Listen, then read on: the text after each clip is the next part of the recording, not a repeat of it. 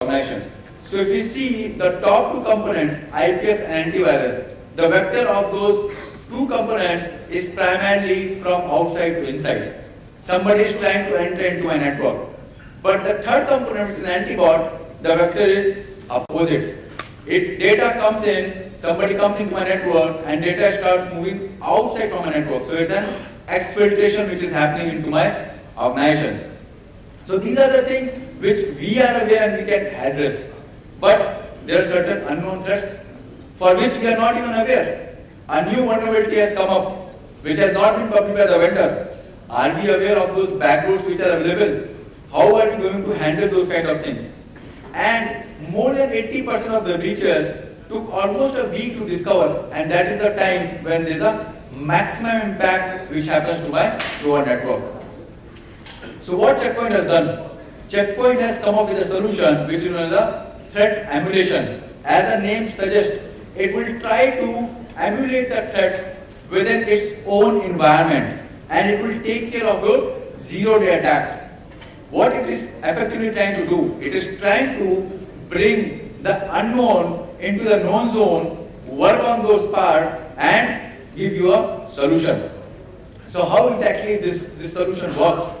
So you download an attachment, or you download a malware or a trojan from the internet. Now that particular activity or that particular file or maybe an executable will be inspected into a virtual sandbox. This virtual sandbox will provide you the entire environment, registry files, the EXEs, the DLLs, everything will be exposed to these guys. So that for them it is like a total new environment, and they start working their particular part in that.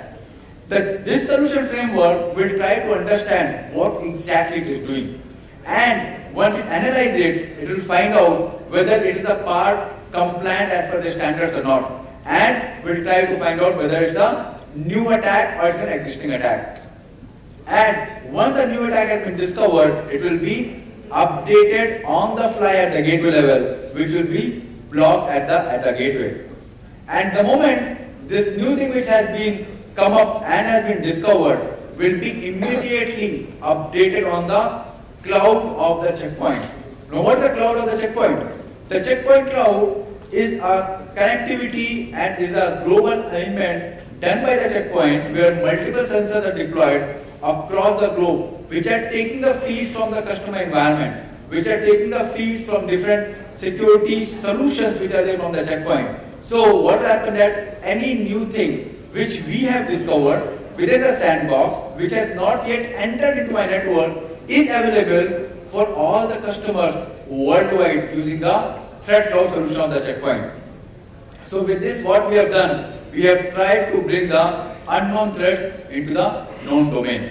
Now once we brought this unknown threats into the known domain, what we do, we incorporated this with the DDoS solution of the checkpoint. Now what this DDoS solution is doing? The DDoS solution is doing the behavior-based protection, where a new signature can be created on the fly within 6 to 8 seconds. So at any time I see illegitimate traffic entering into my network, along with the legitimate traffic, I will on the fly create a signature using the DDoS technology within the framework, and will take care of the attack on the fly.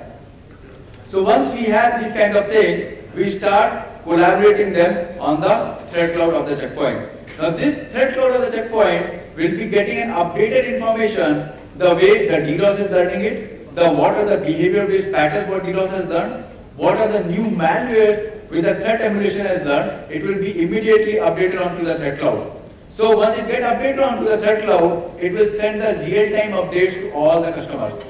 So it is like a pull and a push kind of thing. A new threat has been exploited, we learn that particular threat without entering them into the environment, and we publish it for all the customers worldwide. So what has happened that they are aware of this threat which is not even entering into the network.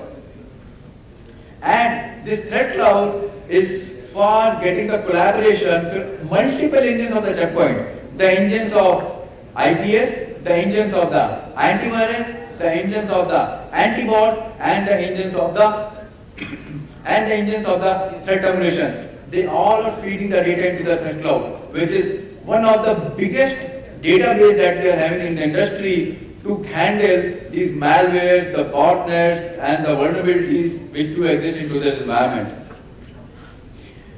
So once we have these kind of things which are available today, how should we react when these kind of things happen? When an organization sees that these kind of things are happening into this day-to-day part, how should we handle it? So there are the managed security services which are available with the checkpoint, which are constantly monitoring 24/7, 365 days a year, constantly updating the customers, and there is an incident response team which is ready to fight for any kind of things which are happening into the today's environment.